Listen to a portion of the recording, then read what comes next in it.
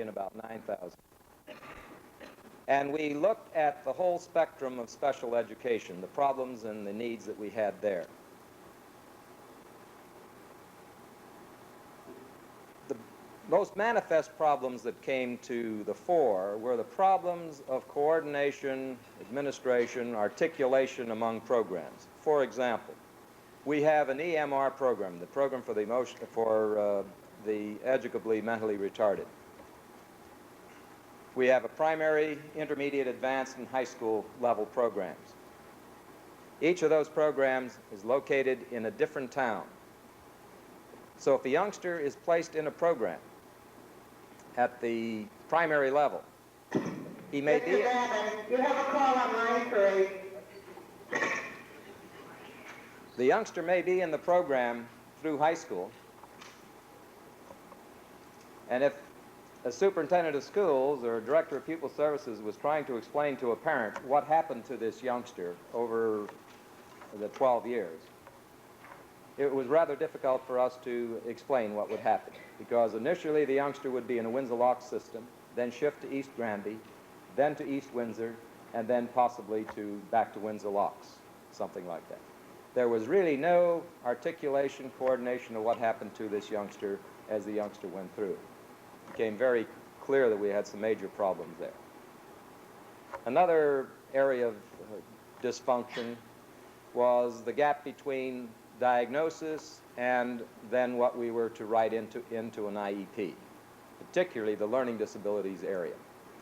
It's a big mishmash to begin with, and we had significant problems identified in that area. So as we pulled together the needs assessment results, several things became clear. One thing that was most clear was the fact that we were operating without a theoretical framework, both for diagnosis and for intervention or treatment. And the feeling among the planning group that was dealing with this was if we could find such a model, it would be highly desirable.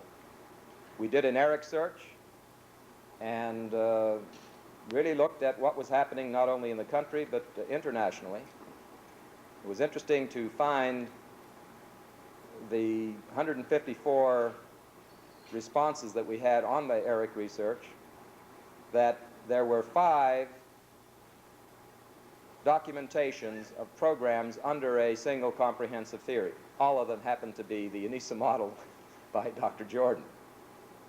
So as that planning group looked at the desirability of putting our practice under a single theory, we not only looked at the ANISA model, but other models that were available to us. Learning theory, further adaptation of our 3R model, medical model, and so forth. There was a consensus that after the review that the ANISA model appeared to be the one program that, it appeared to us anyway, could resolve some of the major problems that we were encountering here in our practice. So with that possibility, the planning group got a charge from the executive board, my Board of Education, and the superintendents to go ahead and plan a program based upon the ANISA model and seek federal funds. We did that. We submitted a proposal last spring to Title IV, Part C, State Department of Education and federal funds. And we were granted approval for, well, over a 3-year period. It'll approximate $500,000 with federal and local funds. In order to implement this program, Project Inspire, the main dimensions of that program involve the training of our staff, I should say. to put our practice under the ANISA model. So we are entering into, or have entered into, a collaborative relationship with the University of Massachusetts.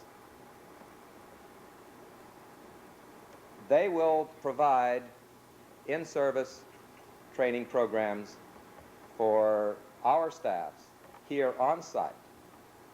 And this is the first of 13 such sessions. The first 2 sessions are going to be devoted to orientation for,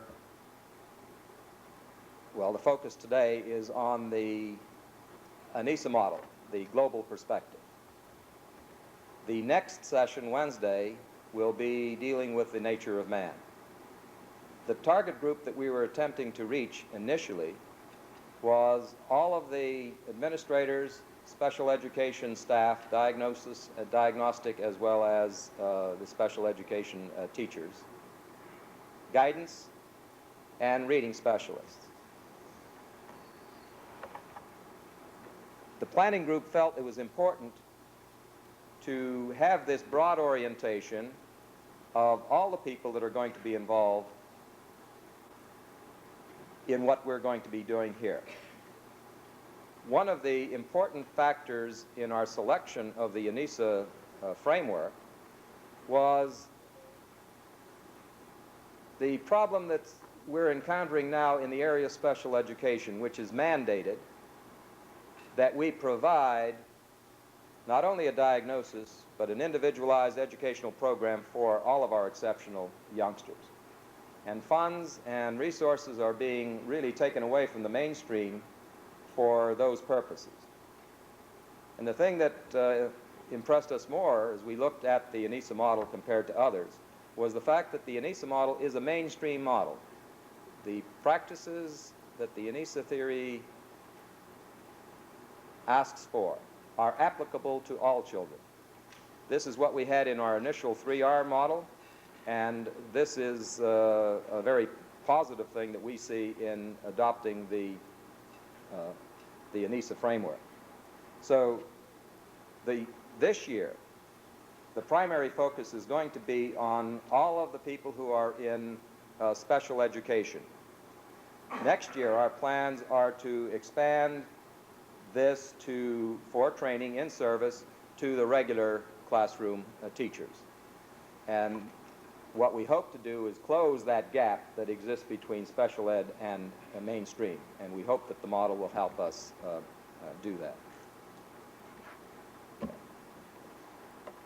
Now, my time is, I really need to get to Dan because we're already running 15 minutes over. Some of us have been involved with the ANISA theory. I was involved directly in the project ANISA Suffield, which some of you here who are in Suffield were involved with federal funds over since 1973-74. It was a new idea for us to take this model and expand it over into the area of special ed. And this is the first time this is being done where the model is being applied to special education. So we are experimenting and trying something new in this area. Now, just a word about the ANISA model and its founder, Dr. Jordan, who has bridged that gap between two cultures, as Snow put this. Dr. Jordan initially had his training in music. As a matter of fact, Dan, I believe that I'm correct to say that as a Rhodes Scholar, you did your work in music at Oxford, yes. Then Dan was drafted and came back and had an agonizing reappraisal of what he was going to do, and made a career choice by shifting careers went to the University of Chicago and took a multidisciplinary degree in anthropology, psychology, and I guess you went through most of the clinical courses in medicine too, if I'm not mistaken. With that kind of background, Dan was entering into practice, found some concerns with the theories that were available to him, and I'm not sure of all the events that led to Dan and a team putting together a comprehensive, coherent theory of education, which was to deal with some of the fragmentation and incoherence that exists in the field. Dwight Allen brought Dan to the University of Massachusetts, where Dan was professor and director of the Center for the Study of Human Potential.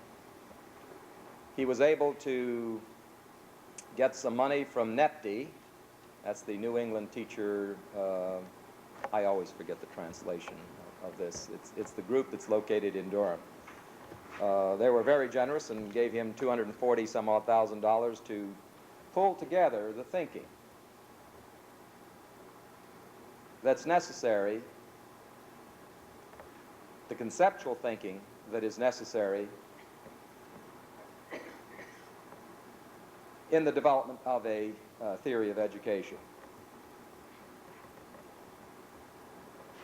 Following that, he was able to obtain some funds, again, federal funds, to try the model in Suffield as well as in Hamden, Maine, and several other sites. Some of you have already heard Dr. Jordan.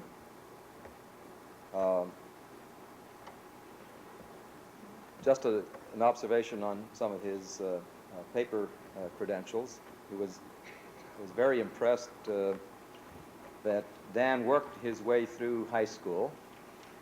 He worked a part-time job. I think he were practicing 3 to 6 hours a day on the piano. I understand he never had less than an A on his high school record. He's a Phi Beta Kappa and a Rhodes Scholar. That should speak well enough in terms of paper credentials, but some of you know that I'm never really impressed with paper credentials. I'm really impressed with what you're able to do. And the first day I heard Dan was at University of Massachusetts, where Suffield was interested in hearing about the ANISA model, which was suggested to us by the State Department of Education and some of the people from the State Department, that here was a man who had developed a comprehensive, coherent theory of education. Well, I had spent 9 years at Columbia, and I was very skeptical and doubtful about that. So I really had my skeptical spectacles on and a needle yay long to punch holes in that theory. Dan, it was one of the most fascinating afternoons that I ever witnessed or experienced. And from that point on, I was just deeply impressed. And that's where he has his earned status. Anybody who has been able to say that they have developed a comprehensive, coherent theory of education, that's a lot of status for me. With that introduction, Dan Jordan.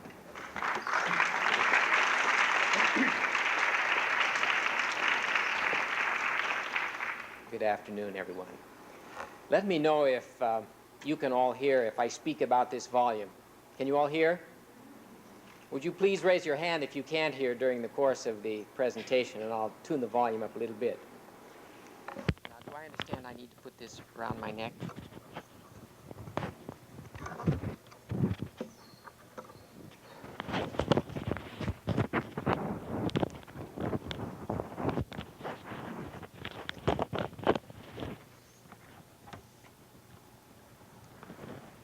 The purpose of this afternoon session is to provide you with a quick sweep through of this comprehensive educational system called ANISA, so that you begin to appreciate some of the fundamental propositions which underlie it, which would then be used in making diagnoses and figuring out prescriptions in the course of the next 3 years as a part of Project Inspire.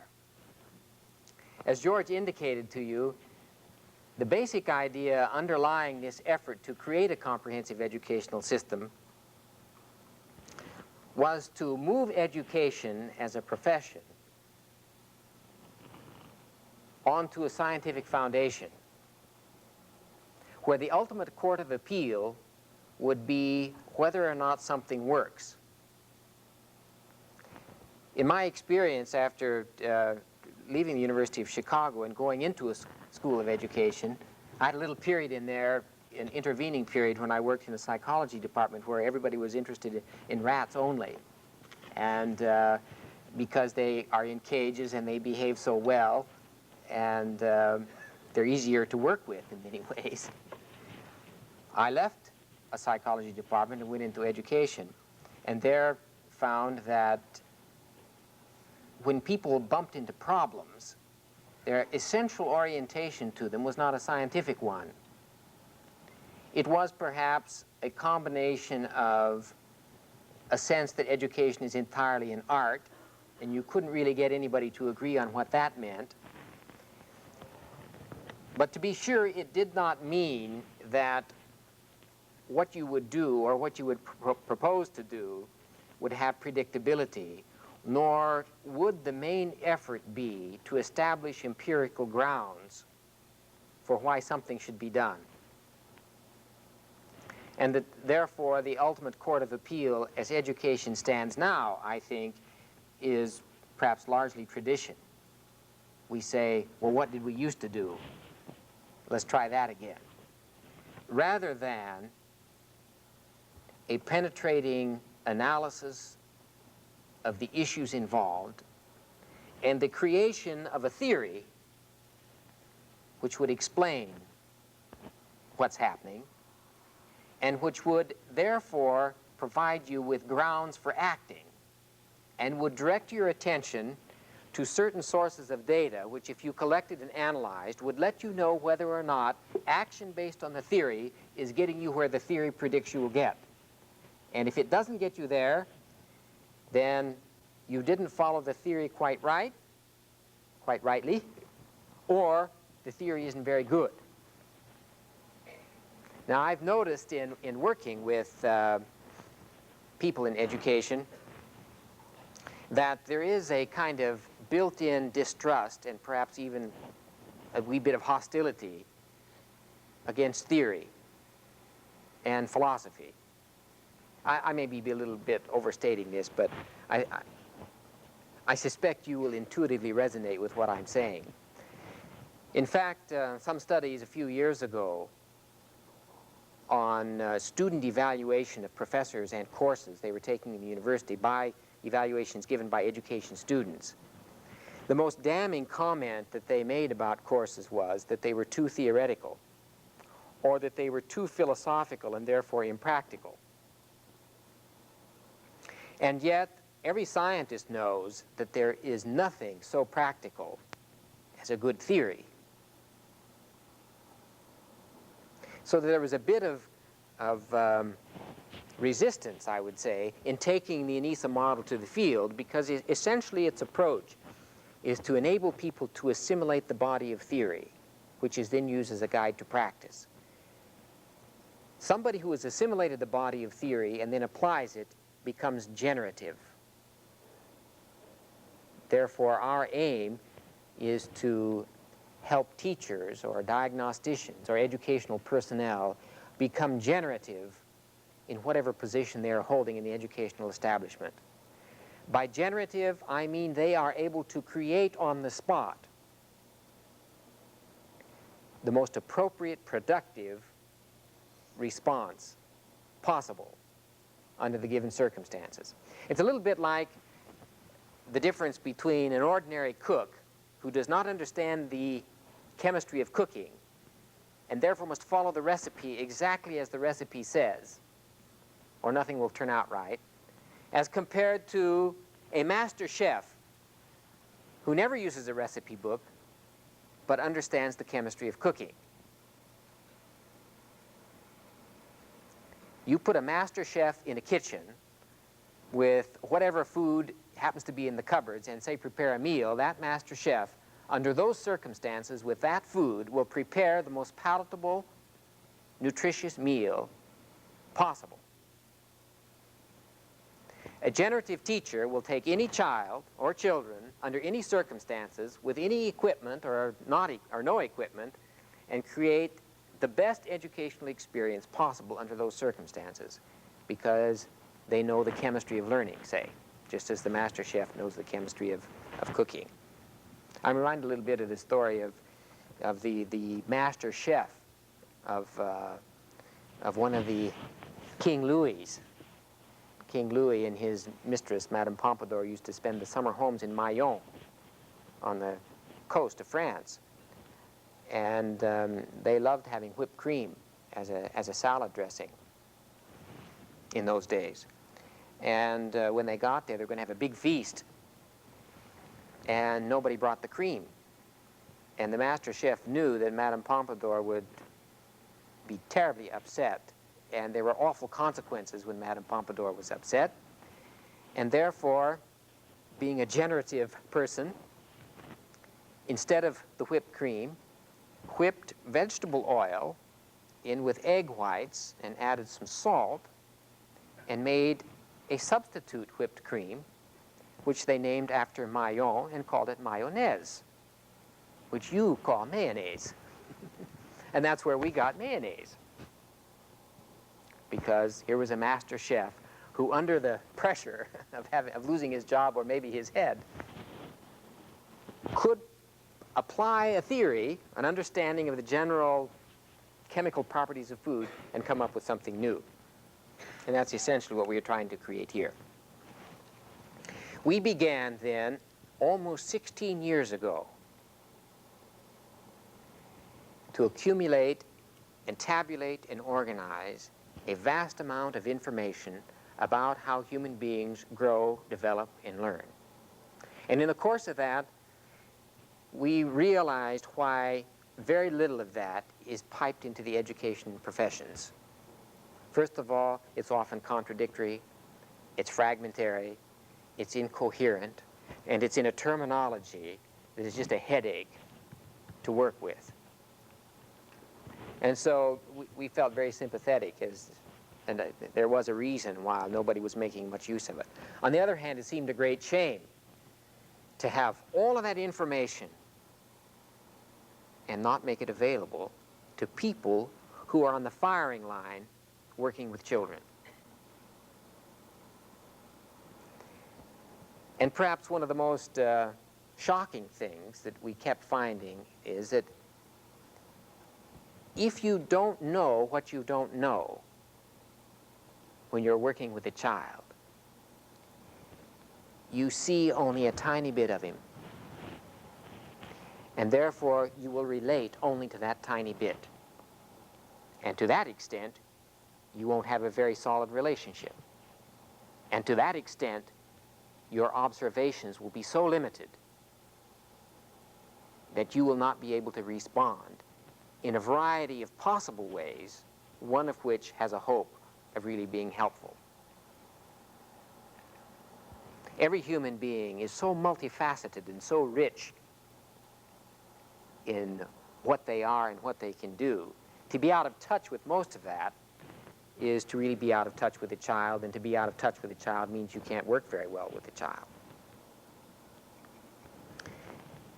Therefore, it is important to understand everything we can about the nature of children, about the nature of human beings, and how they grow and develop. Because once you have all that information, you will see millions of things that you never saw before. Have you ever looked at an X-ray photograph and saw a physician say, well, this and this and this and this and this, and you didn't see anything? The truth of the matter is, if you don't know what you're looking for, you won't see it. Therefore, to have your heads filled with 10,000 things to look for will, in fact, strengthen your powers of observations enormously. And without observation, there is no diagnosis. And without an accurate diagnosis, there is no sensible prescription. And without a sensible prescription, chances are there won't be any reasonable progress.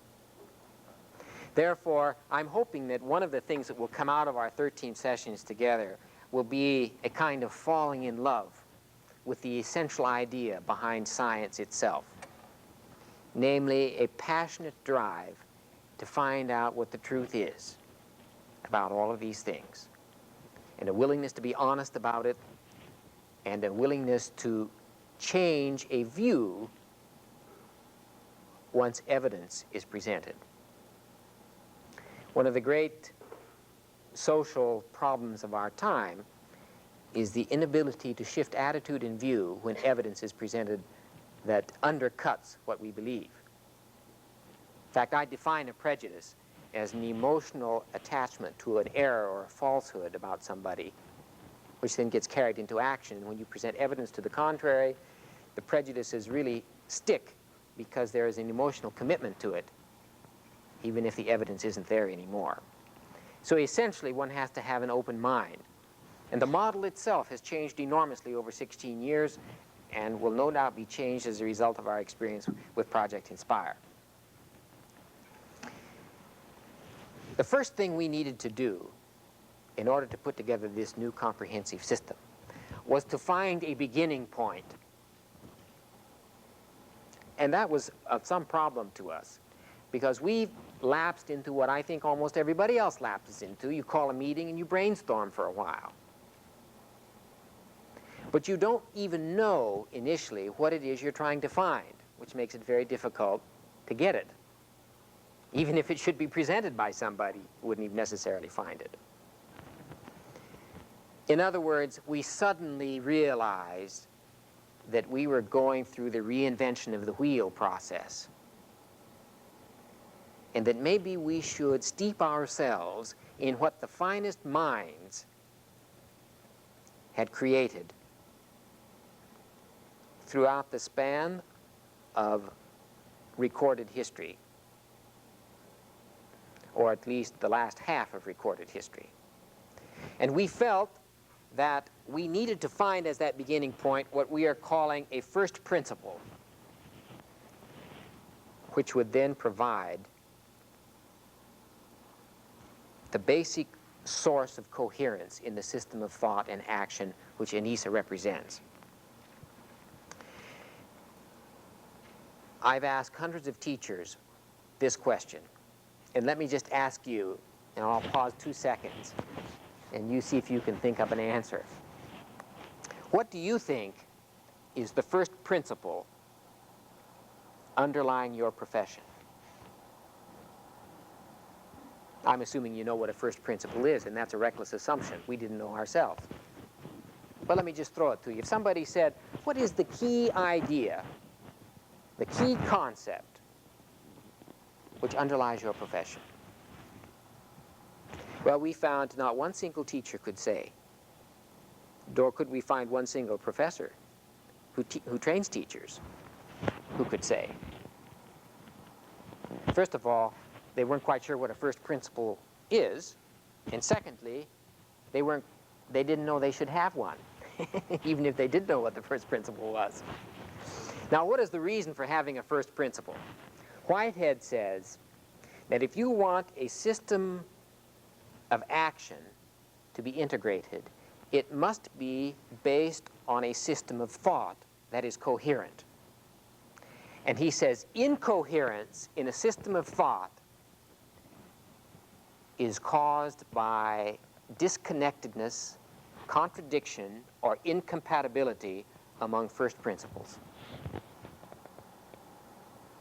So if you've got a system where everything is going like, passing like ships in the night and things are at cross purposes, it means that the people who make up that collective system of action, like the educational system in these 5 cities, do not share a common system of thought. And it means when you have committee meetings to decide something, nobody knows what the underlying system of thought is that everybody's buying into, and consequently, the most you will get out of the meeting is fatigue, maybe a little bit of therapy for somebody who likes to talk a lot, but not too much action.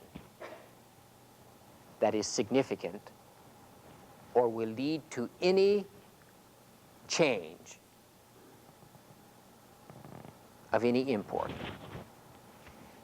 Now again, we've simply interviewed hundreds of people and asked them informally and even formally, what's the worst thing you hate about your profession?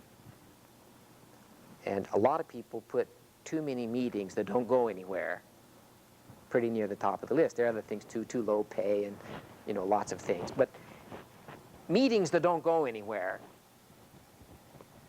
are among those that are very high on the list. And that's in part because the people who are talking don't share a common frame of reference. So that even though they may be using the same words, these same words do not mean the same thing. I remember when I first went to Oxford to study and had my first invitation out to a home, a lovely home with beautiful gardens and so on. And that's when I found out that English in England and English in America are not the same language necessarily. I heard my host say to his wife, when I began scraping the dishes and sort of helping red up the dishes after the meal, he said, "This young man is very homely." And I found myself taking a peek in the mirror as I walked by shortly after that, because in England, homely means inclined towards domestic activities. Whereas we have an expression in Nebraska where I was raised, so-and-so's homely as a mud fence. Homely means ugly. In England, it's a compliment. Here, it's an insult. Well, it wasn't within 10 minutes that we were outdoors, and I returned the insult by saying how beautiful her yard was. In England, a yard is sort of actually a literal square yard of concrete where you keep the garbage cans.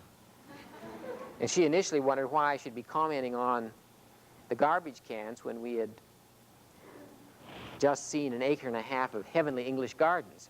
But the funny thing was, we had just passed the garbage cans. So that there was a little bit of doubt. If we hadn't even passed them, there wouldn't have been some doubt in her mind. And I found in England, at meetings, when you table something, it means you put it on the table and discuss it and take action on it. Isn't it true in America when you table something, you decide not to do anything? Isn't that right? I can never remember now. I actually married an English woman, so I'm perpetually confused about lots of these things now. Spelling as well. In England, if you don't want to take action on something, you shelve it, not table it, which makes some sense to me. I don't know, what do you call it in America when you decide not to take action? Well, the point is, a culture ordinarily provides people with a fundamental background of experience which endows the same words with very similar meanings. But in a profession like education, where we are learning more and more things and we're dealing with something so complex like human beings, the same words may be used in the sentence in the same way, and we may think we are understanding what somebody is saying, but we don't. And therefore, we don't have efficiency in the system because the system is not based on a body of coherent thought. So the purpose for requiring a first principle is that it brings coherence to a system of thought on which can be based, then, an efficient system of action. It facilitates coordination. It enables everybody who's involved to connect with everything that's being done and said. Now, our experience over the last 4 or 5 years in taking ANISA to the field has taught us that it takes a little while to do this, and that there's always some difficulties, and some people take to it a little more quickly than others. And essentially, it boils down to the fact that any professional growth depends upon learning in doing new things. And if you're not willing to learn something new and do something in a new way, there won't be any growth. And that in the course of learning something new and doing something new, there will be some discouraging moments and some difficulties, and some setbacks and so on. That's all a part of it. And in fact, if we didn't have those discouraging moments and those moments of anxiety and so on, we would, I think, go to sleep and be dead in our profession. In fact, people who want to have a life that's absolutely free from tension and difficulties are people who think that will bring them happiness, whereas in fact it's the definition of boredom, and that boredom leads to its own pathologies. And we were talking at lunch today about many affluent people who have bought themselves lives of miserable boredom. So I'm not saying this to promise you lots of headaches in the coming 3 years, but when one comes along,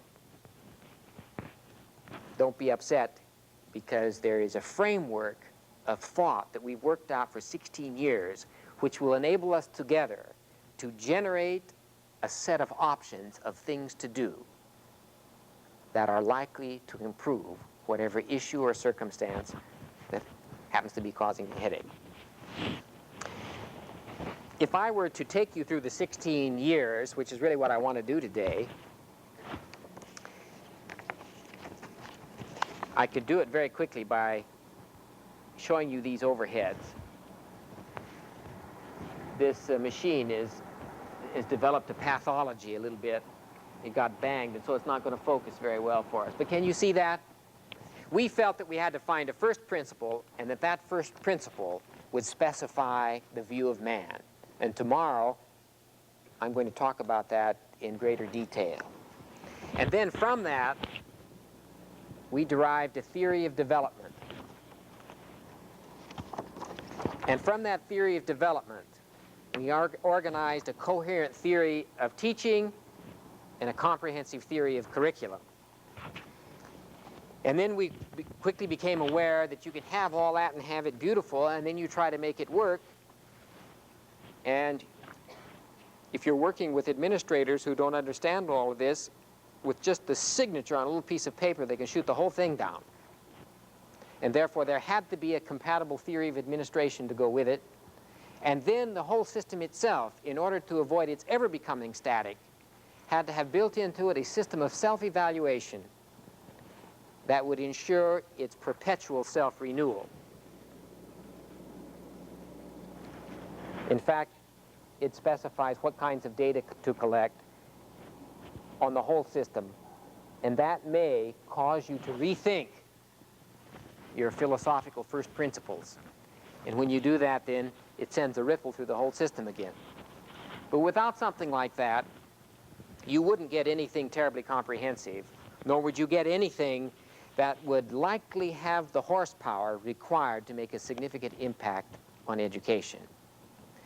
When I started on this 16 years ago, I was very concerned because Head Start was just about ready to begin. And I went to the Head Start people, and I said, you know, I think I've cooked up a system of education here which would really make such a remarkable and significantly different impact on Head Start children. But I need about $2 or $3 million, and I need 5 years. They said, are you kidding? We have to be in business on Monday. And we're not in the business of thinking before we act. We're just in the business of acting. Well, they didn't say it quite those words, but that's really what came out. And I was foolish to think I could have done it in 5 years, although maybe with several $1 million it might have been possible. Because the first thing we did, which I will go into more tomorrow, in order to avoid this reinvention of the wheel business, which I kept seeing time and time again, was that we reviewed the best thinking by the best minds in our civilized history on the nature of man. We started before Parmenides, perhaps the only significant philosopher before Plato, and came right up to the present day. It was an extraordinary journey, because none of us had been trained as philosophers. And there's an awful lot of words written out there, and we could understand why people are turned off in some cases by philosophy, because there is an infinite number of things to be said about even uninteresting things. And philosophers often have managed to build whole careers on saying a million things about very uninteresting things. But when they talk about man, humanity, it becomes very interesting what people have thought. And we, in the course of that survey, became very much attracted to the work of Alfred North Whitehead, great musician, a great mathematician and logician, who later turned to philosophy. Alfred North Whitehead was at Cambridge University in England. His most brilliant pupil was Bertrand Russell. He later teamed up with his most brilliant pupil, and together they wrote the 3 volumes called Principia Mathematica, which sets forth the fundamentals of mathematical thought, and surely must stand as one of the towering achievements, intellectual achievements of the 20th century. After having done that, though, Whitehead came to the conclusion that mathematics as a system of thought was inadequate to illumine the nature of human beings. And he therefore accepted a chair to come from Cambridge to Cambridge, went to Harvard, took a chair in philosophy, and spent the mellowing years of his life as a philosopher. And he's written a lot of books. I'm sure you've probably read Aims of Education. Some of the other books are Adventure and Ideas, Modes of Thought, Science in the Modern World, Science in Philosophy, The Nature of Nature, and one work which is the kingpin of all the others called Process and Reality, which is his explanation of the ultimate nature of the universe and how man fits into it. Now, if we'd stumbled onto Whitehead first, it probably would have saved us a lot of trouble in many ways, because Whitehead's philosophy is in itself something of a remarkable synthesis of both Western and Eastern streams of philosophical thought. And I'm going to give you right now the 22nd version of Whitehead's cosmology so that you have firmly in your mind one basic first principle on which this whole thing hinges. Whitehead says, what do you see when you look at the universe and all of creation? You see one thing most prevalent, and that is change. He said, the minute you talk about change, you are talking about process. And the minute you speak of process, you presuppose potentiality. And therefore, the fundamental reality underlying creation is process, which he defines as the translation of potentiality into actuality. That process, then, the translation of potentiality into actuality, which, incidentally, Whitehead states is the fundamental essence of creativity, the universal of universals.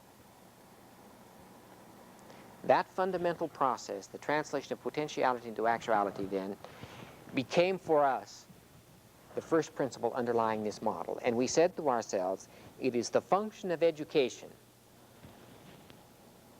to facilitate the actualization of the potentialities of the child at an optimum rate. And that any pathology which the child is experiencing can be understood in terms of an impairment of that process. So that if a child has a learning disability or whatever, that process is going to be upset in some way. And it would be our job to find out where it is and apply an even more extensive body of theory, which you will come to learn in order to find out what to do. So this educational system is based on that fundamental notion of creativity as defined by Whitehead. Now, for most of you, creativity may be thought of as something evident in a product which makes it different from all other products produced by ordinary people.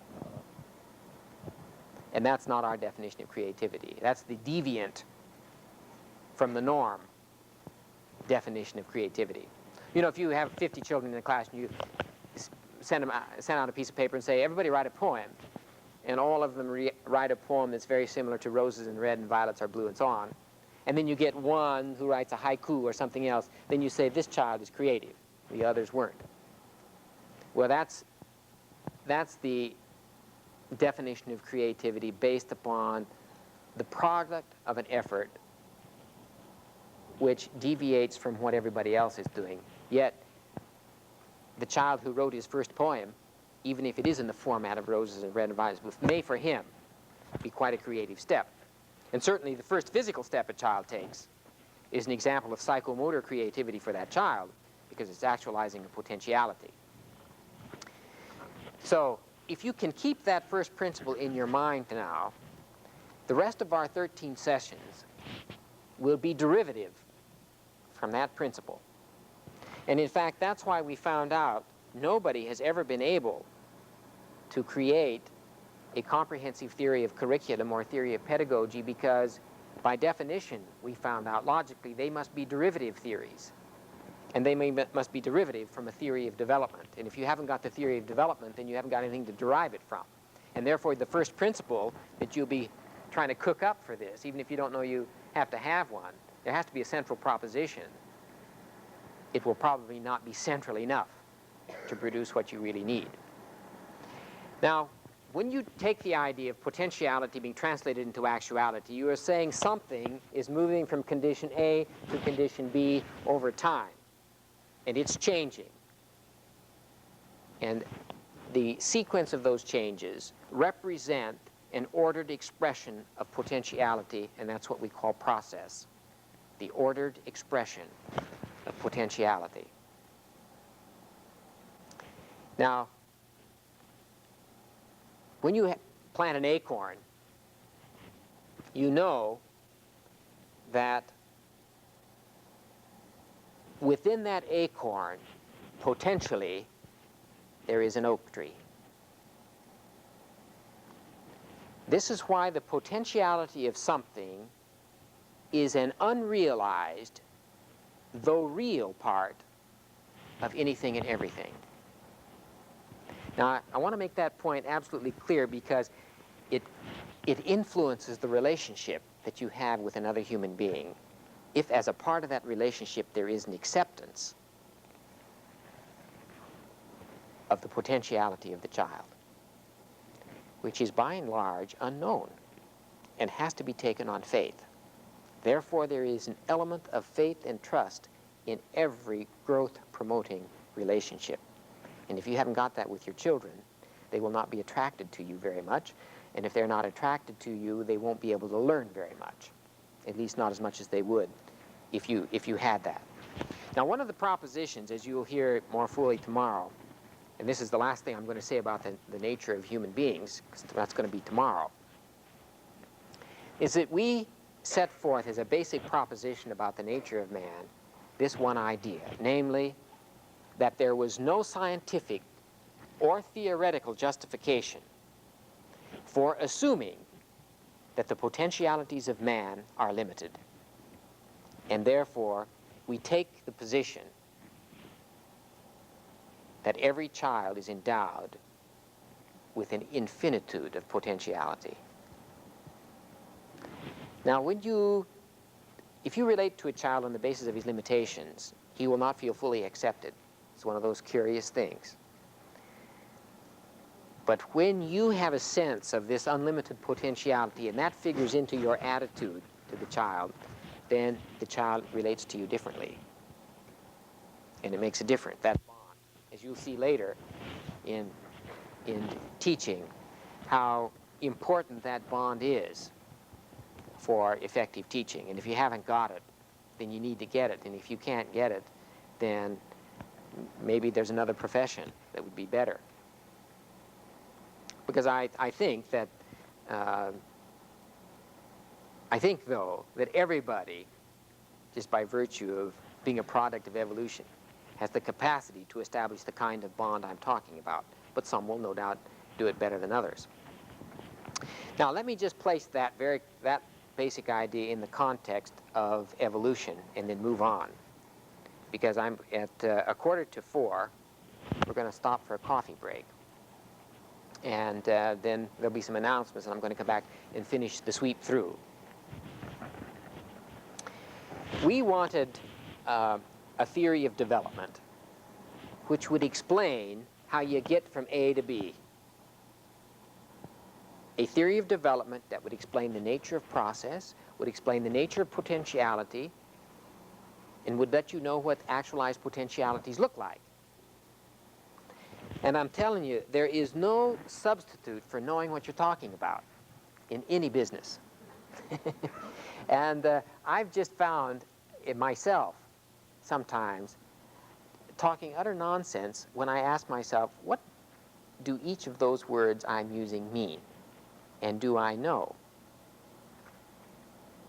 So you'll find that we're a bug on definition. And in order to be absolutely accurate, sometimes these definitions are pretty abstract. And they will take you a little while to assimilate. Once you get it, it changes your perceptions, and that's when you begin to see things differently. When you see things differently, you react differently, and that then involves the change in your behavior that represents your growth. Whitehead said, the sole justification for thought is action. And once your thinking changes and your perception changes, then it's automatic almost that your behavior would be able to change and you become more generative. So this theory of development then is designed to explain all the fundamentals about human potential and what you have to do to get it actualized and what those potentialities look like when they are actualized. That's why we called the focus on that is the reason underlying the name of our center at UMass, the Center for the Study of Human Potential. Now, we drummed up that name a long, long time ago, before Esalen and a few of these other things that are going on.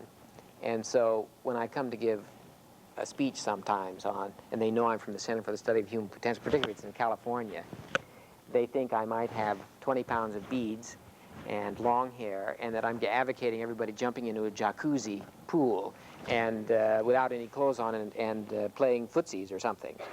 Well, you can see that, I mean, that might be all well and good, but that's not really the thrust of our effort. Our effort here is essentially an endeavor to produce a high level of penetrating insight into how human beings grow and develop so that we can facilitate that in the education professions.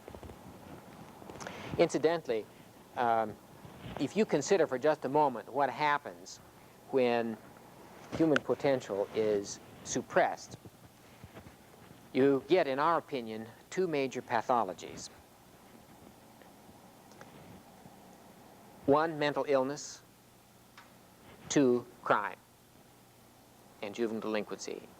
In fact, I read not too long ago an article which said that mental illness is a socially acceptable alternative to crime. And they are both responses to the suppression of potentiality.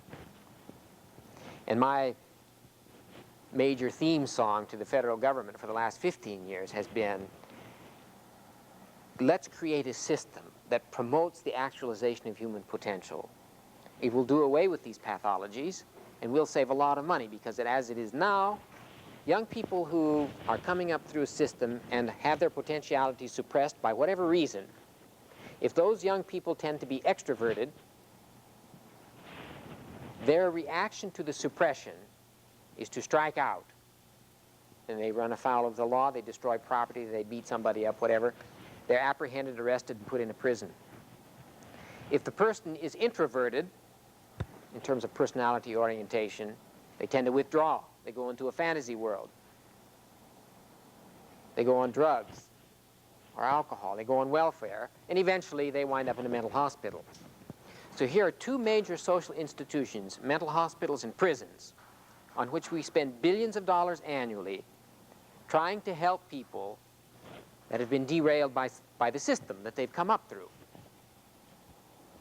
And there are many ways in which human beings are suppressed, have their potentiality suppressed. And one is being locked in a system by law which doesn't accommodate your developmental level, does not meet your developmental needs when the needs arise for as long as they exist.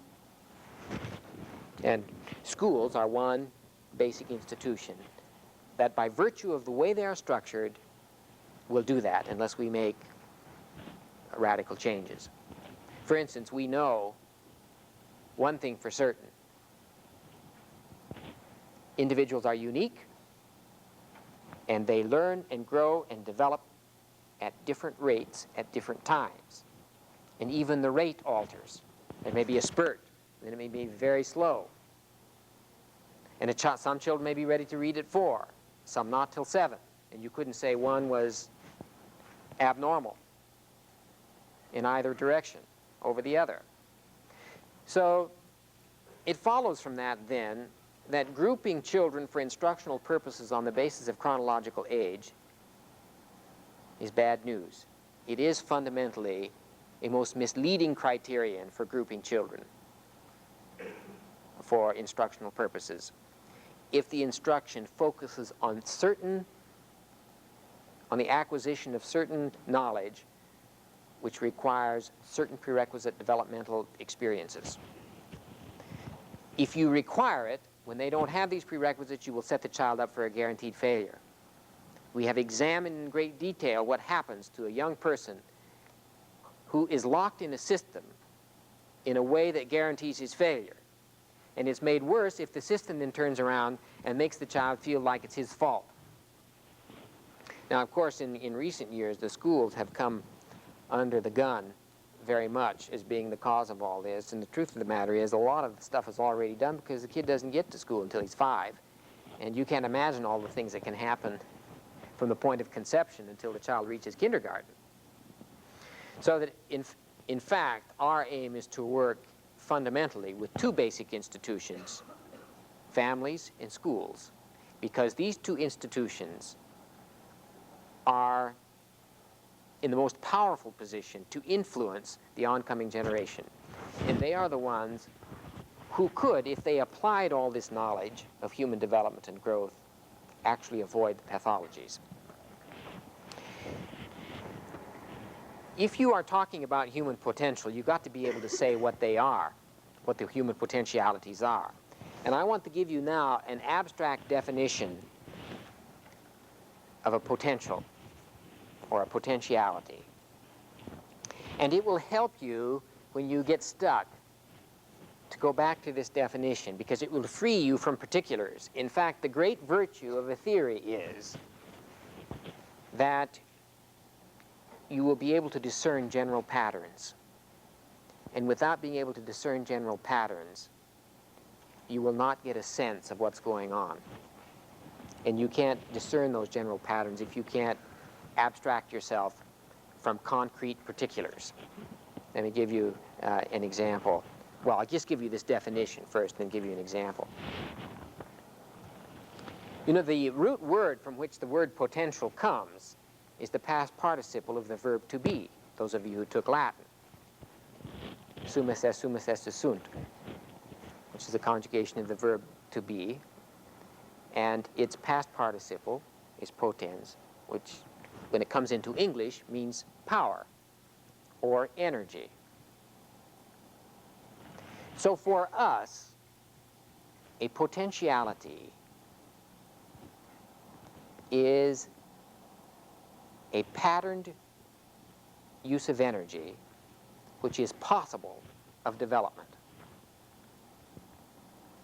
Now, keep in mind that whatever you are right now as human beings had to exist in potentia when you were born and when you were little babies.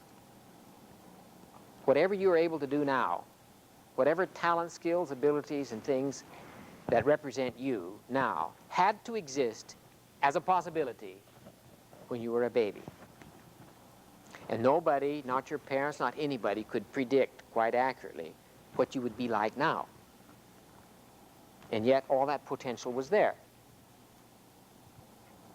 And the thing that defines you, in essence, is the way you use your energy, the collection of those patterns. Even if you're a frowny person, say, just to give you a tiny, funny little example, it takes energy to frown. In other words, you eat your breakfast, and a certain number of the calories from that breakfast will go into frowning all day long if you're a frowny person.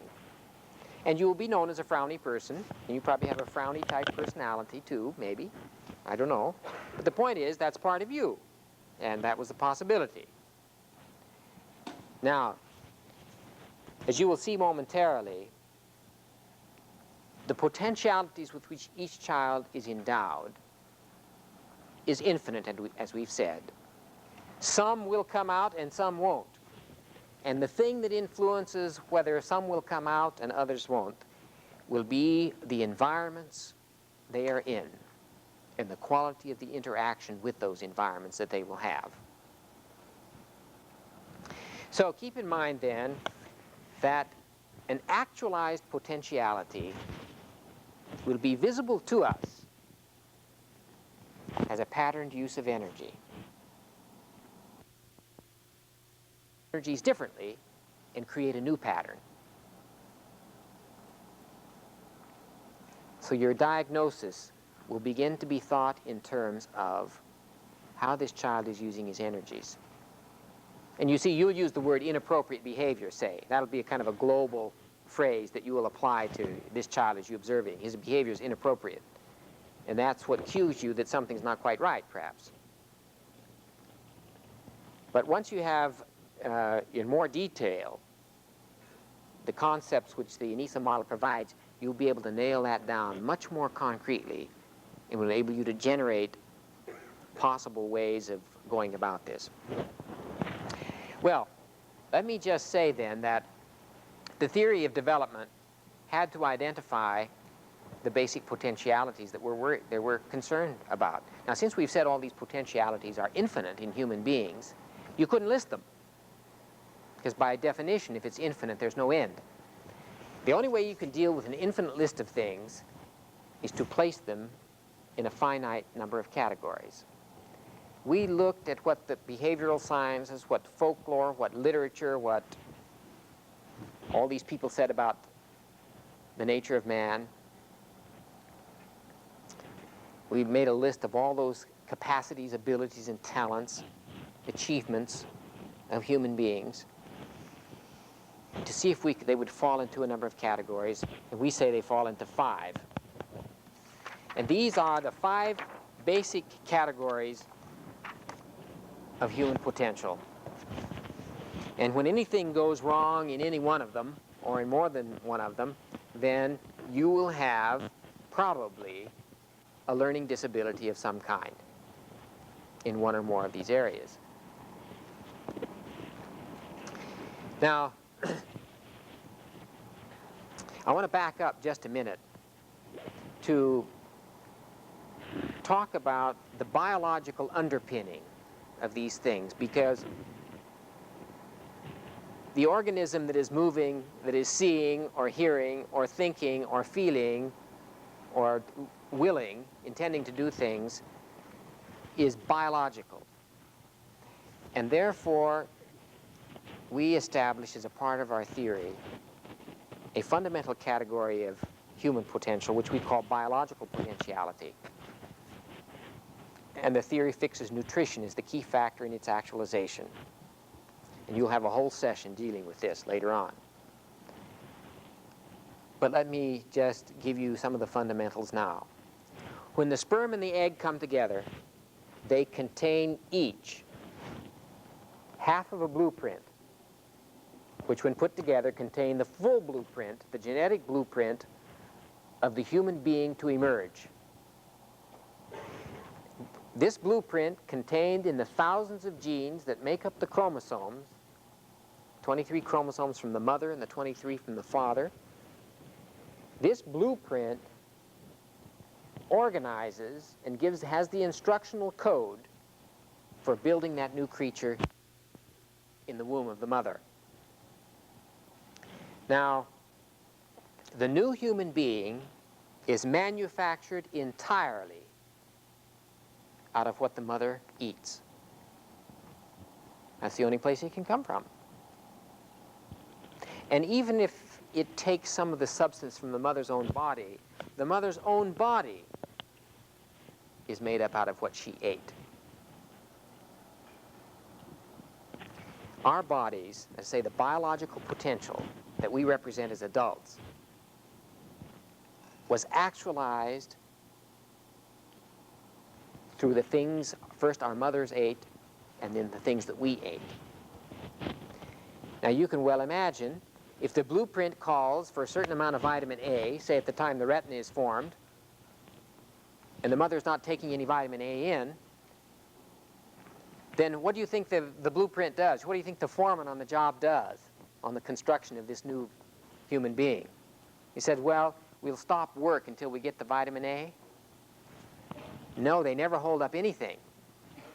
It just goes right on, and they make do with what they got. And because of inadequate protein intake, 40% of the world's children are permanently, mentally, less well developed than they might be. And that's even getting worse in this country now, because even affluent families aren't doing very well because they're not eating the right kinds of foods. And it turns out now that many poor families who can only eat basic foods, like potatoes and so on, are doing better than other families who are eating so much refined junk. So in this model, the actualization of biological potentialities are foundational to the actualization of these psychological potentialities. So that the first thing you need to look at when you are diagnosing a child's problem is to see whether or not his nutritional status is up to par. We know, for instance, the child can't pay attention if he's got a vitamin A deficiency. We know that no formal learning takes place if the child cannot pay attention. Now, what do most teachers do when they see a child not paying attention? They say, Johnny, sit up and pay attention. This is a singularly unilluminating piece of advice if you have a vitamin deficiency.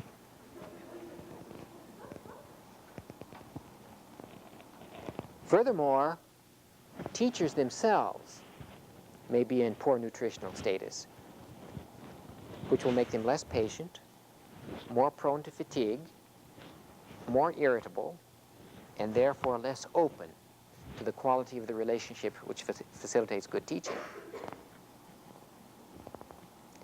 So we're not, as a part of Project Inspire, going to require you to change your diet, but we will allow the pressure of nutritional knowledge which you will gain as a part of this to you will have to deal with that pressure of that knowledge on your own. And if we see you looking slim and beautiful and filled with energy, then we'll be suspicious that you've changed your breakfast. We know that many children come to school, for instance, with the wrong kind of breakfast. And because of irregularities ultimately in sugar metabolism, it'll be difficult to pay attention. And some people now say that this irregularity in sugar metabolism, which is causing so much trouble, has now reached endemic proportions. 50 years ago, we ate quite a lot of sugar in this country, and Paul last night told me that the latest figure is that the average American consumes 160 pounds of sugar a year. Now you see, it turns out that the human brain, in order to work, requires glucose, pure glucose. It's sugar. Therefore, we were all born with a sweet tooth. Evolution has produced in us a sweet tooth because the brain must have sugar. But what Mother Nature did not foresee, Mother Evolution, was the Great Western Sugar Company producing this stuff by the ton, and you could all get it in a little box in the grocery store. See, as we were evolving down through the millions of years, we needed that sugar. So we developed a taste for it. And in fact, this is where fruits came from, because we needed sugar. Because mammals and brains needed sugar, fruits appeared because, given the laws of evolution, the likelihood of the fruit surviving was greatly enhanced if there were people picking the fruit and taking it other places and spreading the seeds around. So the sweet thing that mammals needed was coated over the seed so that the seed would be taken someplace else. And that increases the survival probability of those plants that have sweet-bearing fruits. And that's why you get the sweetness in the seeds all put together. And even birds that will eat seeds, a lot of the seeds have a shell which make it impossible to digest the seed. So when the bird excretes the seed, you not only have the seed, but you have a bit of fertilizer with it too. And that plant really maximizes the probability of its survival. Well, when you see how birds and bees and sex and sugar in evolution are all connected, it's quite a story. You wouldn't believe it, all this stuff that underlies sugar and glucose. The human brain, if it is a few seconds without glucose, will cause serious problems. You go into a coma, you see. And of course, we've now have this taste for it. In former times, it wasn't readily available. Now, it is too readily available, and we have to use our own willpower to resist taking so much stuff in. We're going to have a coffee break in a moment, and we'll go have some sugar. Now, it's time for that break right now. Just keep in mind that anything can go wrong in any one of these if that biological substructure is not in peak working order. And our first objective then in working with any child, and particularly those who are having learning problems and so on, is to make sure that they are in the best possible nutritional status. And this means ultimately what we feed them at school and what we teach them in school will have to reflect that, and we'll have to work with the parents. And when we come back, I'm going to take you through the psychological potentialities. I want to define teaching. I want to define curriculum, give you a little insight on what we think administration is and evaluation, and that will conclude our session for today. Thank you very much.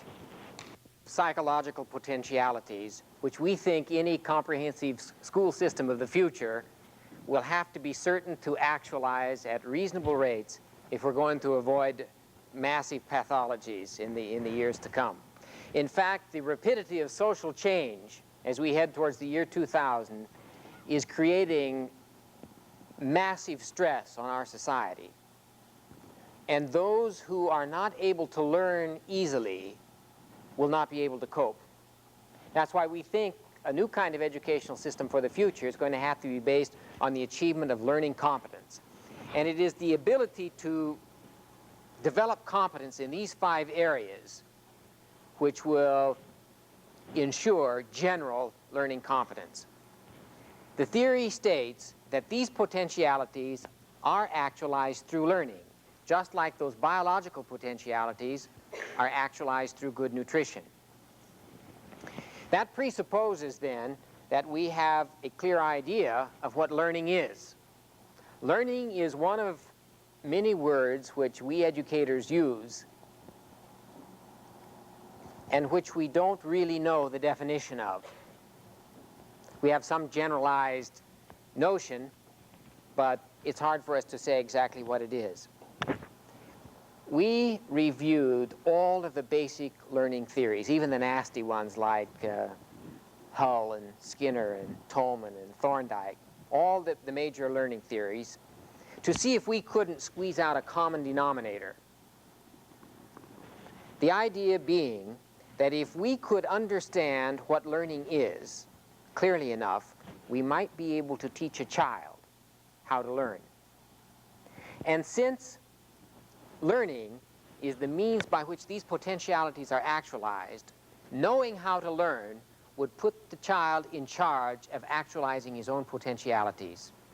It would put him literally in charge of his own destiny, in this life anyway. And therefore, this became a very important thing for us to try to achieve.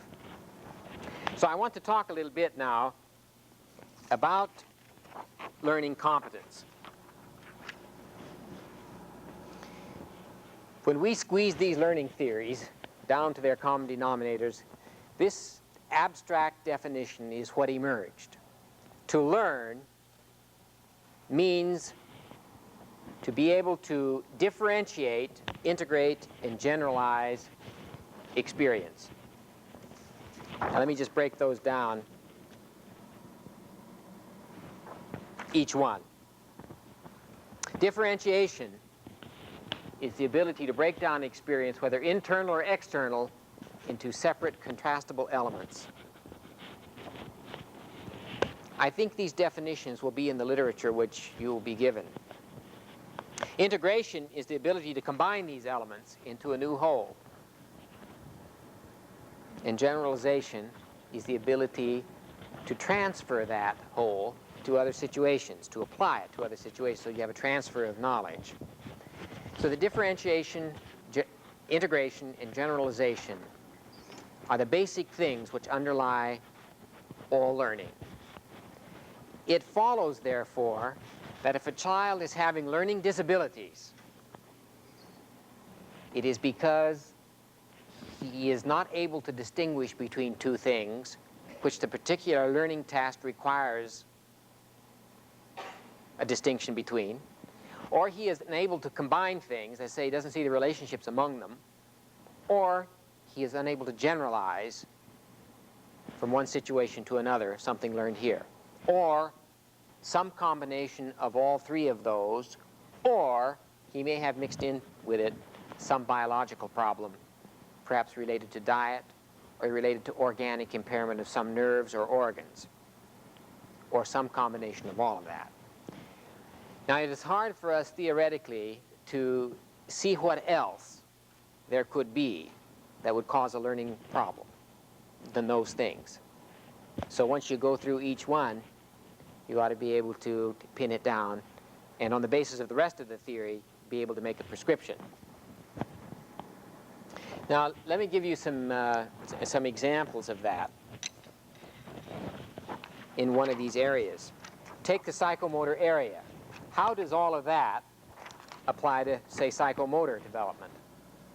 Because the curriculum that we have in this area is called the Curriculum for Developing Psychomotor Competence, or for learning how to learn in terms of the movement of your muscles.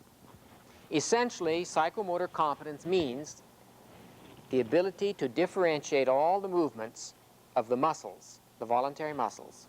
You know what muscles can move in what ways.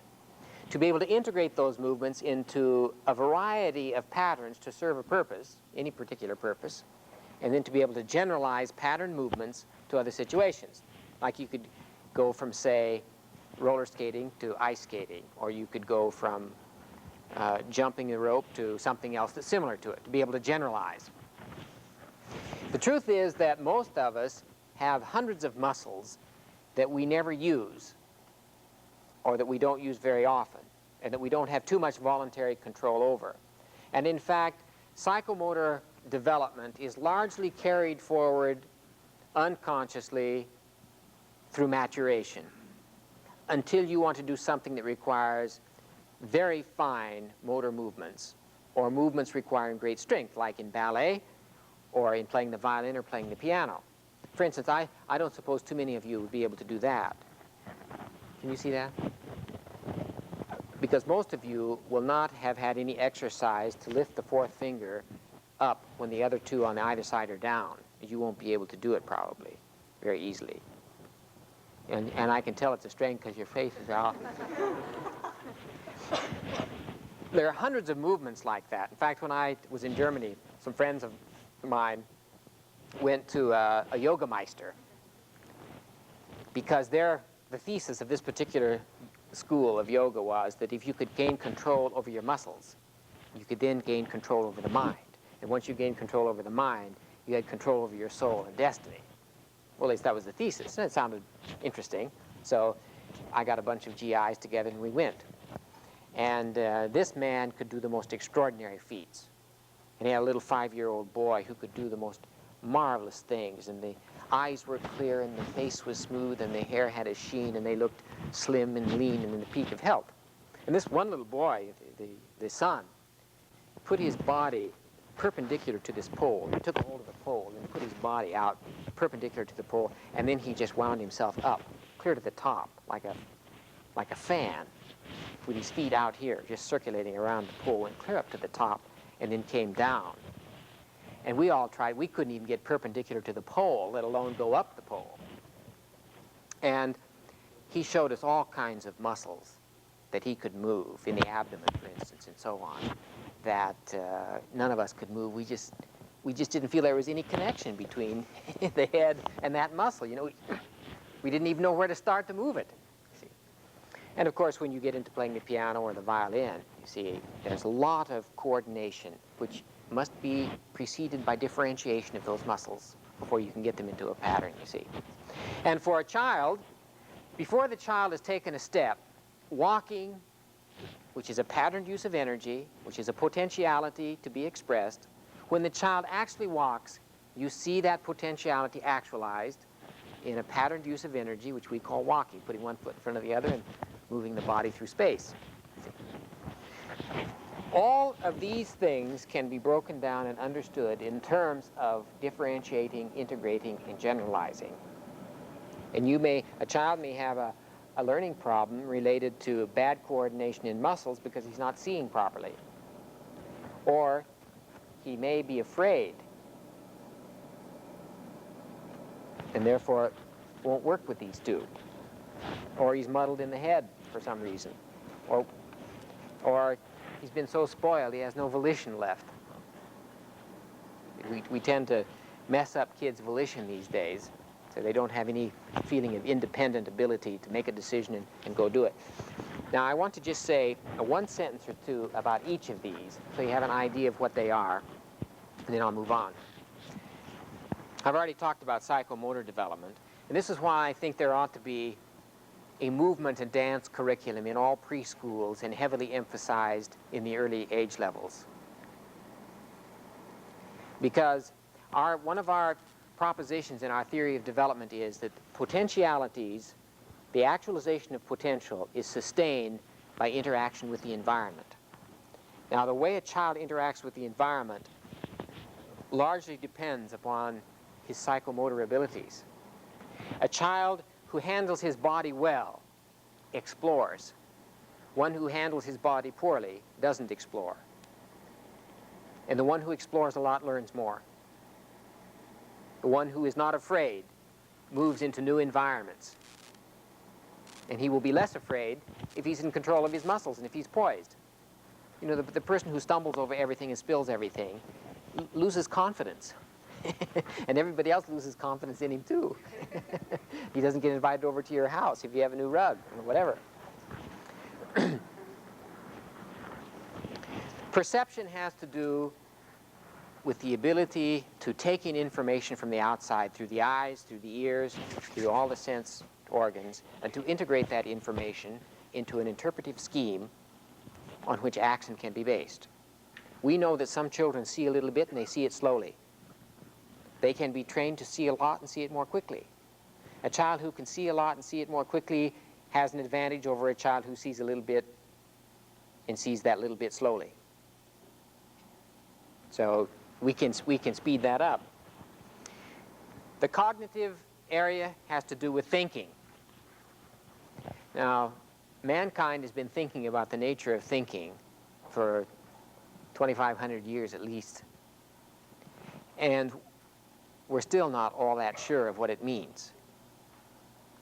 But we have picked out what we call patterns of thought, which taken together constitute cognitive competence.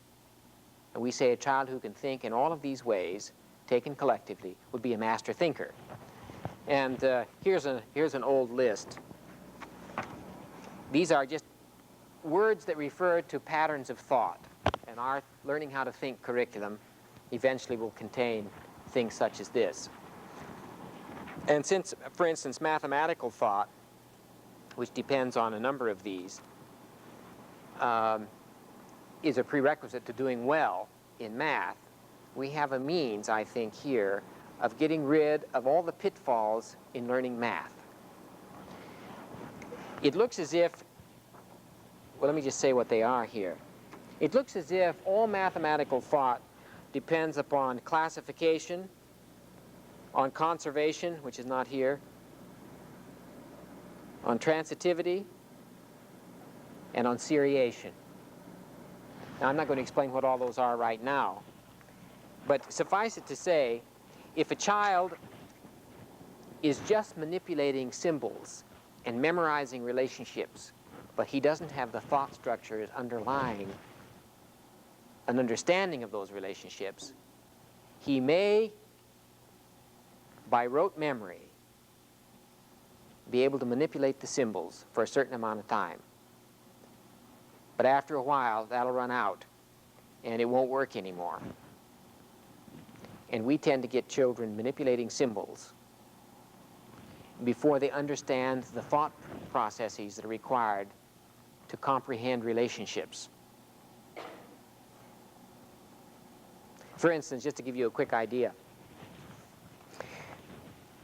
when a teacher talks about a number, she never distinguishes between that number used ordinally or that number used cardinally, just to give you an example.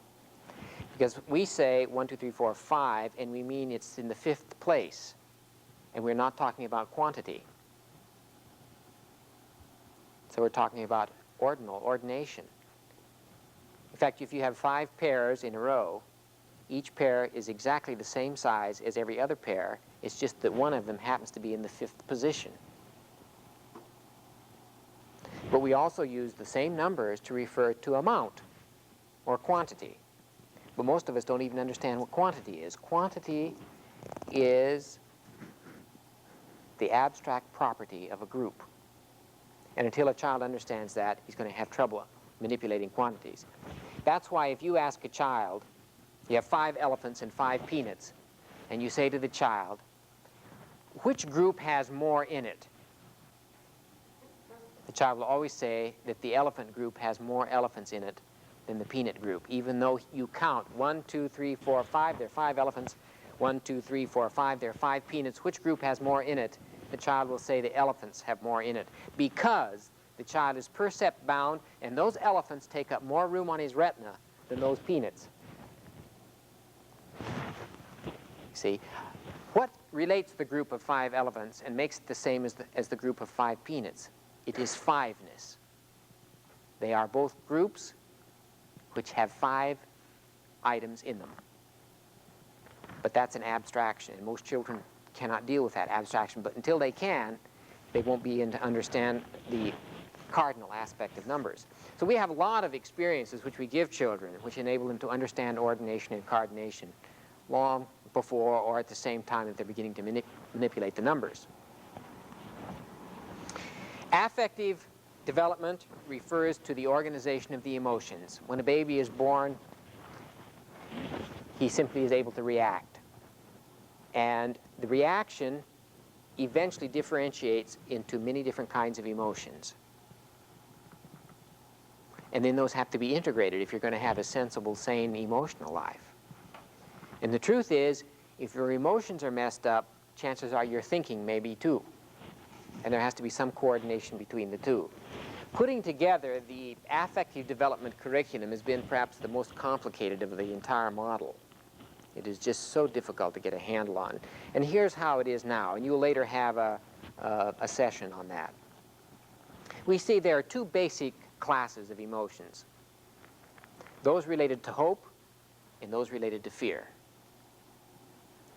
And emotional development means, in essence, being able to get all of the hope-related emotions organized around all of those things you should do or need to do in order to support continuing growth and development. And you get all the fear-related emotions organized around those things that you should avoid doing because they are impairing the actualization of potential. Now the problem is, as we've grown up, we've gotten them mixed. We like doing lots of things that we shouldn't do, and we hate doing lots of things we ought to do.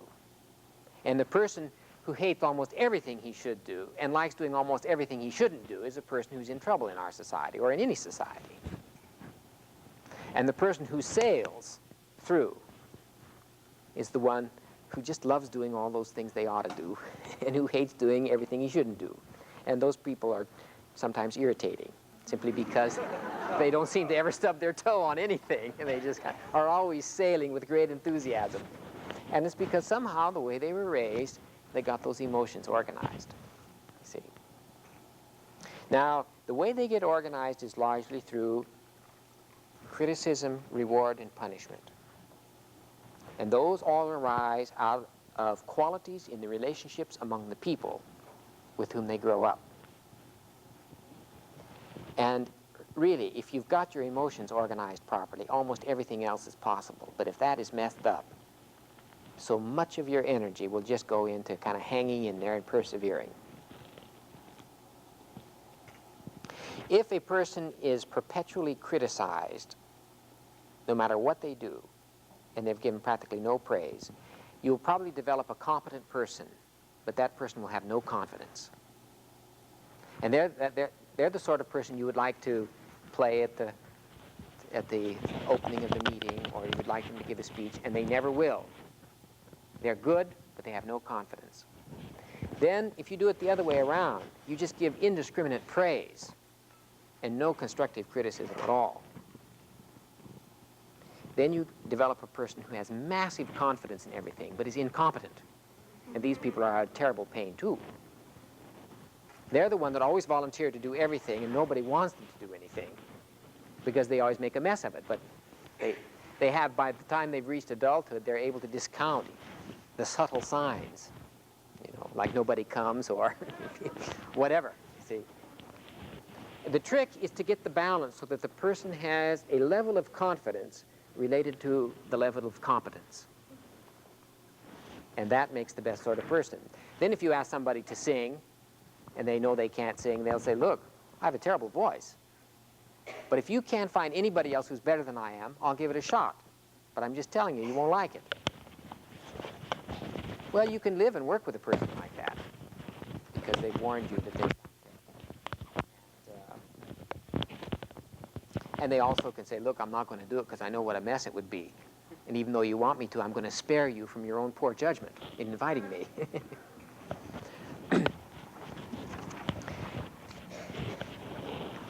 Now I want to just define for you teaching, curriculum, administration, and evaluation very quickly. If we say that the translation of potentiality into actuality is sustained by interaction with the environment, then teaching must be defined as arranging environments and guiding the child's interaction with those environments. Now you see, once you actually know that that's what teaching boils down to, you can begin to be very specific. That if the teaching isn't working, it's because the environment is deficient, as I say, it has not been arranged properly, or the child's interaction with that environment has not been guided in the right way. Now, if a child is having trouble differentiating, for instance, this will give you a cue, once you know that, to how the environment should be arranged and how the child's interaction should be guided. Or if the child is having trouble integrating, or if he's having trouble generalizing. So that you begin, as a teacher then, to be able to break this down. And you won't be able to do it sitting here right now. In fact, you probably wonder, how in the world can I? You would have a hard time thinking up a concrete example, quite likely. Some of the people who've been working with it for a number of years now find it second nature, but it takes a little while. But you'll begin to see all kinds of possibilities once you begin applying these ideas to the work that you're doing. And it's going to be our job and the other members of the staff to help you to be able to do that.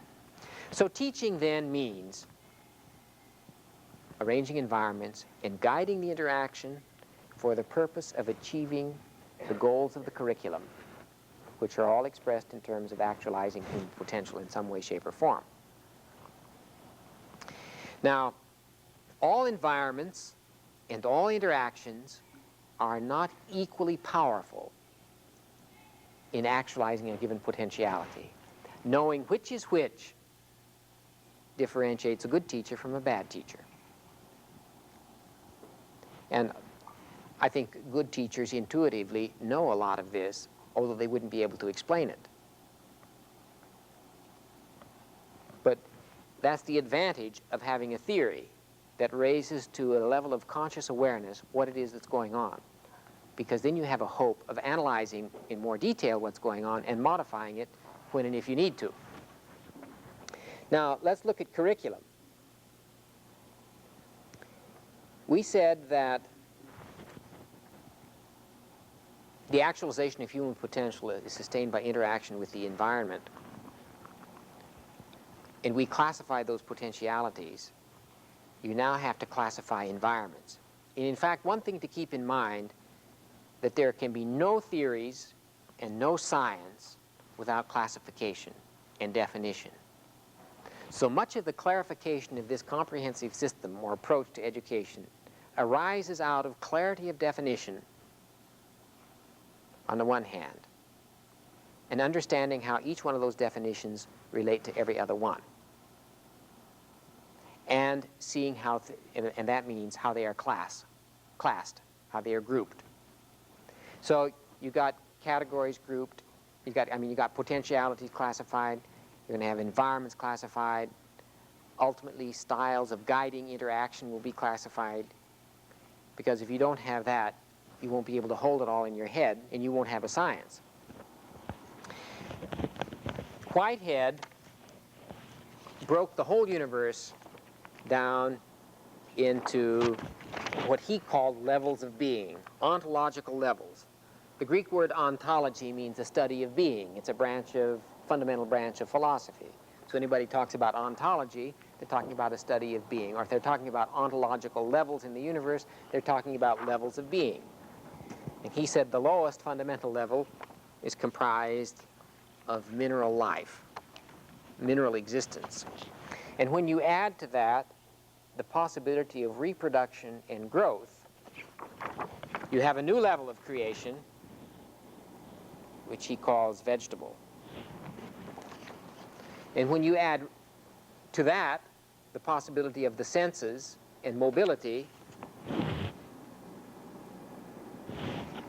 you have an animal level.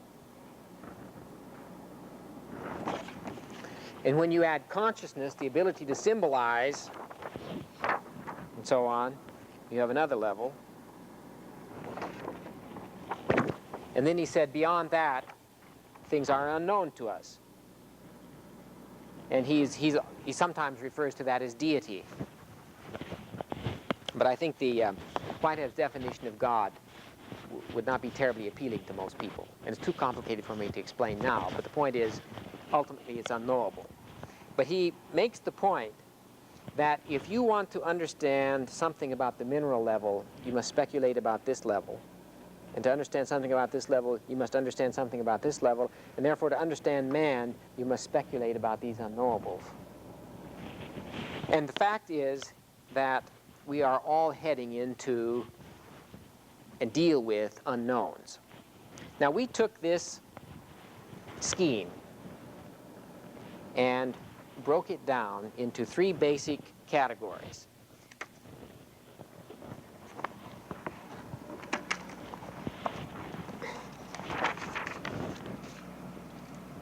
Which we call the physical environment, the human environment, and unknowns.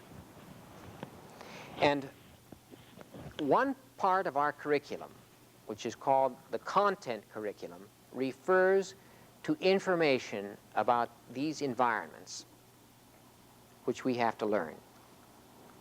The other part of the curriculum is called the process curriculum, and it concerns the development of these potentialities.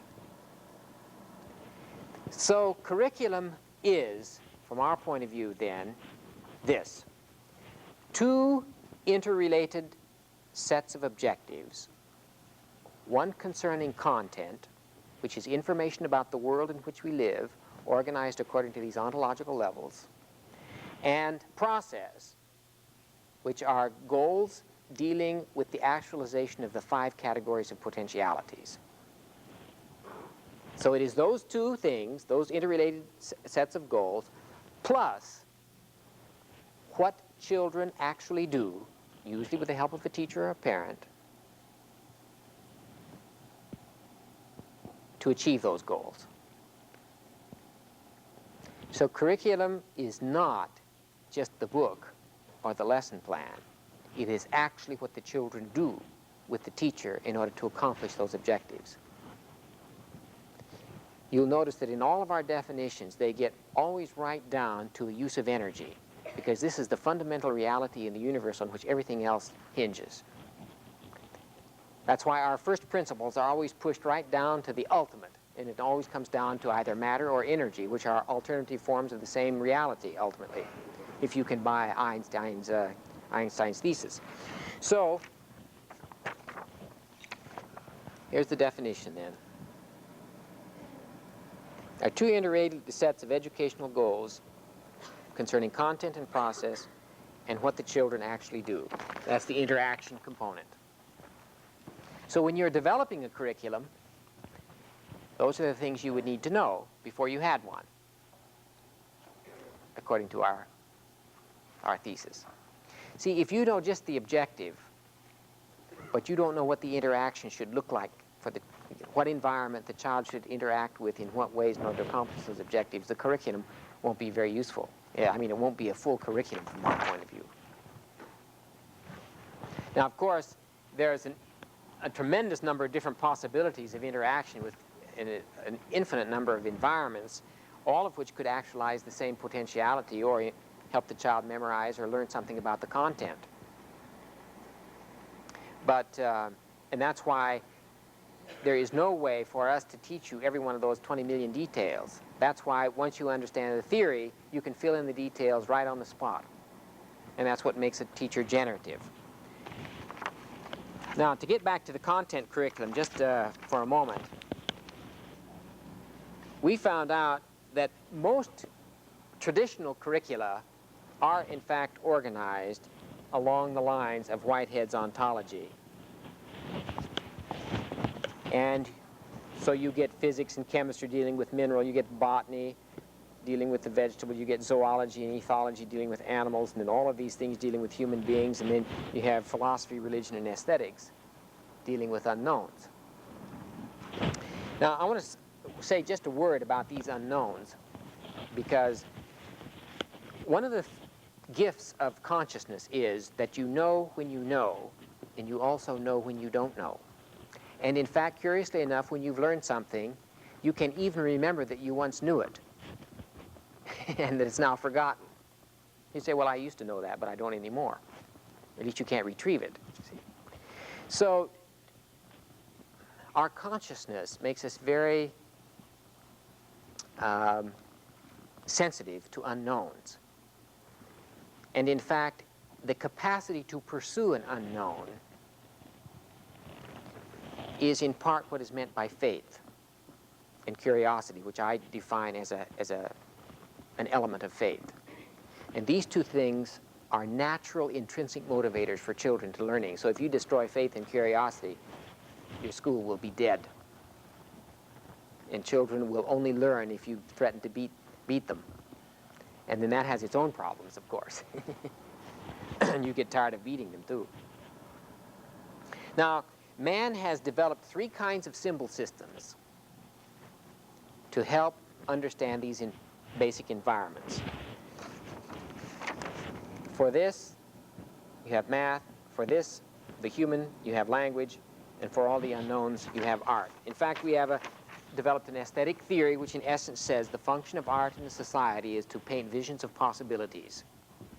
Remember that possibilities are potentialities, and potentialities are not known in their specificity, and therefore they have to be approached on faith. There's no other way. Now, let me put it all together in one other way. This time talking about higher order competencies and the formation of values.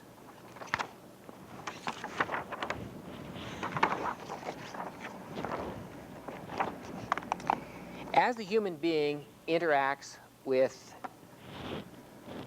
a type of environment, he will get a type of value system that comes out of that. Let me define a value for you. When I ask you, what do you think a value is, you will probably say to me, well, it's something you think is worthwhile. as opposed to something that's not worthwhile, and that's what your values are. We define value, again, in terms of energy. We say a value is a relatively enduring, patterned expression of energy in the personality. And it comes about by learning, and it represents a fusion of those 5 categories of potentialities: psychomotor, perceptual, cognitive, affective, and volitional. Incidentally, I just now remembered I forgot to say something about volition, which has to do with the capacity to intend things and carry them through to a conclusion. They're largely a function of the prefrontal lobes. And many people have great volitional competence. They know how to persevere, and they know how to struggle, and so on. And other people have no volitional competence. They don't do anything. They don't initiate anything. They're very passive towards life. And all people have volitional capacities, but some don't learn it as well as others.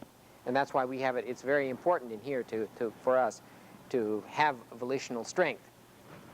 Now, as a human being interacts with the physical environment,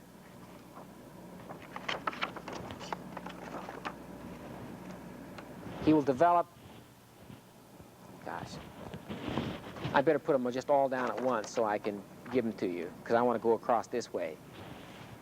I don't know if you can even see those, can you? I'll tell you what they are as I get to them. As a human being interacts with the physical environment, he will develop what you might call a set of material values, or you could say scientific values if you want to.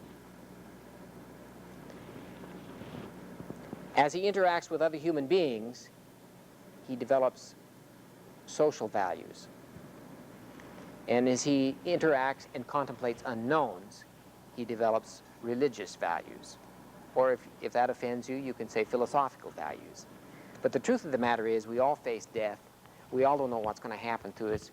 We all kind of have a sense of our own difference and separation from the rest of the cosmos and all those billions of galaxies and what lies out there in the nature of the universe.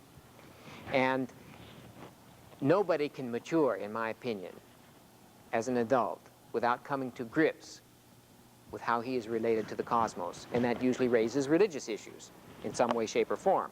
Even the atheist has to deal with these unknowns, and therefore has to approach them on faith, because there's no other way to do it. This is the type of symbol system that is used to mediate interaction with those environments. On these scientific or material values rests technological competence. That's the type of competence.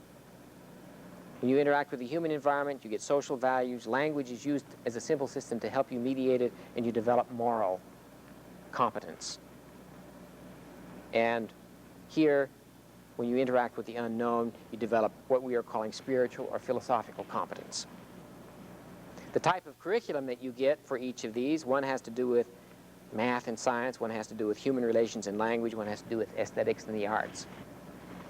There is a type of social order that emerges out of that, which projects on the large sociological, anthropological level. Technological order, a moral order, and a religious order, and all societies have them. Well, the purpose of that is to give you a sense of how the whole thing hangs together. Let me just say one word about each of these value systems. Each one, if it is a well-organized value system, will be organized around an ideal. And this is why ideals are essential to education. Without them, there is no basis for organizing your values. Now, if you have contradictory or incompatible ideals all mixed in and they're not clarified, then you will find it difficult to make decisions in life, because you'll be torn in 2 different directions simultaneously on a given issue. And for instance, what we posit as say, the ideal for moral competence, we set forth justice as the basic ideal for that. Justice and love, if you like. But we're going to deal with some of these topics a little bit more on Wednesday. Ideals, Whitehead says, are like lures. And if you don't have them, you won't have any direction. Now, when you take a person's material values, his social values, and his religious or philosophical values, and all of those competencies based on them, and you integrate them into a whole, what emerges is the functional and structural reality of personal identity. You are known primarily by the patterned uses of energies that people come to experience when they're with you as you interact with these three kinds of environments. This is what makes you predictable. And when you say, I know myself, it should mean that you know how you will use your energy in a given environment. You know, Socrates said, know thyself. And all the great religious leaders down through the ages have always said, know thyself. And great tomes have been written about what that means. Nobody has ever organized what that does mean. But your identity and your personality is, in essence, a combination of the patterns of energy use. That's why I said if you have a chip on your shoulder, there are certain behavior patterns that that phrase represents. You use your energy in a certain way. If you're a cheerful person, that's a certain pattern of using energy. If you're a silent person, it means you don't put too much energy into wiggling your tongue. If you're a very talkative person, it means you put a lot of energy into wiggling your tongue. But those are patterned uses of energy, and they are usually related to specific environments. Now, if you wiggle your tongue an awful lot, and no other people are around, it says something about your personality. You're probably in deep trouble if you're talking to yourself all that much. Now, this has given us a way, actually, to assess a person's personality in a very definitive way, and we could predict on the basis of it whether or not the person you're going to marry will fit with you, will complement you sufficiently to make it a success. So we have even ultimately not only a rehabilitation program for criminals and juvenile delinquents based on this, a program to prevent mental illness and a program of therapy, but we also have a marriage counseling, pre and post system based on this, because once you get the fundamental principle, you can use it in every direction. Because let's face it, therapy requires learning. If you are going to get well, you have to learn new ways of seeing, new ways of moving your muscles, new ways of thinking, new ways of feeling, and new ways of intending. Those are the 5 categories of potentialities. Therapy requires learning. Now, if you're a juvenile delinquent, you have to learn new ways of perceiving, new ways of thinking, new ways of feeling, new ways of intending, new ways of behaving. Rehabilitation depends upon learning new patterns. And if you're in a marriage situation that is unhappy and filled with conflict and so on, the parties, if they're going to solve that, must learn new ways of seeing, new ways of thinking, new ways of feeling, new ways of acting. It requires learning. The hardest thing when you're an adult is to learn a new pattern. New pattern of teaching, or a new pattern of relating to your spouse, or whatever. And children, of course, are coming up. They're a little bit more moldable because they're changing all the time. But for us, once we have habits, they're very difficult to undo. But you can be sure of this, they require learning. And anybody who understands learning and anybody who is a competent learner will be able to change better than somebody who is an incompetent learner. That's why if we can begin to bring forth generations of competent learners, we will have people who can adjust to the situation that we find ourselves in the world, and we'll begin to move ahead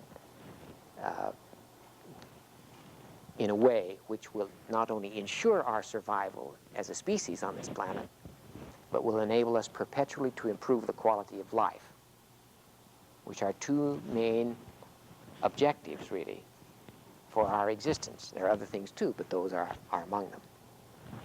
Well, that concludes a kind of massive overview of this system and how it can be applied. And as you can see, it can be applied not only to education, but to anybody who is a human being who wants to improve what he's doing and have a more productive life and a more stable life, and one which has a freshness because of the ability to generate new perspectives, learn new things, and go on growing and developing. The important thing is your potentialities are actualized through learning.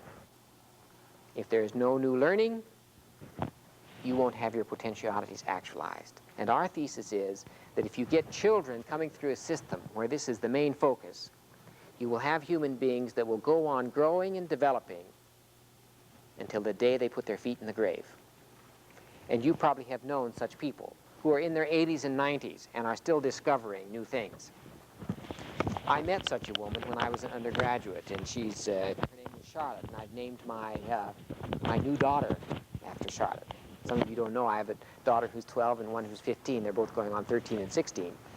And then my wife and I decided to start all over and do a baby, you might say, according to this system.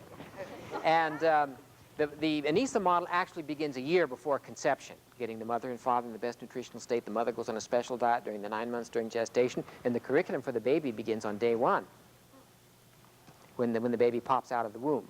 My wife said, no baby pops out of the womb. That's a male chauvinistic perspective, according to her. Anyway, we didn't have a son, so we decided we'd do 2 things at once. We'd have a baby and try out this new system, and we'd try for our son as well. Well, we got a 3rd daughter, and we named her Charlotte after this marvelous woman who was in her 80s. She was 84, getting a degree in music and international affairs at the University of Wyoming when I was there as a music student.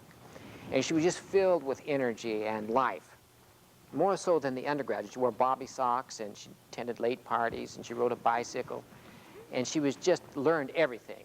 And when she was in her 90s, after I'd gone off to Oxford and had been in the Army and had come back to the University of Chicago, I wrote her and said, come to Chicago, I'd like to see you. And she's 93.